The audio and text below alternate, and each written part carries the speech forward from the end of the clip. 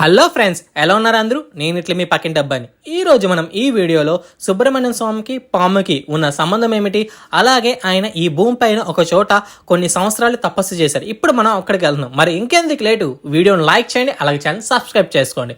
ఇక విషయంలోకి వస్తే, ఒకరోజు కైలాసానికి బ్రహ్మమానస పుత్రులు శివుడి దర్శనానికై వస్తారు. అయితే అక్కడ చిన్నపిల్లవాడైన సుబ్రహ్మణ్య స్వామి వాళ్ళ వేషధారణ చూసి నవ్వుతాడు. దానితో తల్లిదండ్రులు ఇద్దరు కోప్పడతారు.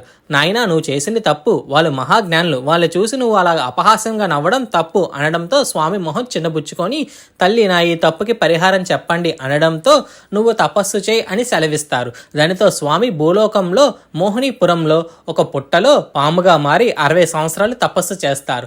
అప్పటి నుంచి మనం సుబ్రహ్మణ్య స్వామిని పాము రూపంలో ఆరాధిస్తామన్నమాట. స్వామి తపోబలానికి అక్కడ ఒక పుణ్యక్షేత్రం ఏర్పడింది. ఈ క్షేత్రానికి సాక్షాత్తు పరమశివుడి క్షేత్రపాలకుడుగా ఉన్నారు. ఇదంతా స్కంద పురాణంలో చెప్పబడింది. ఈ ప్లేస్ ఎక్కడుందో నెక్స్ట్ వీడియో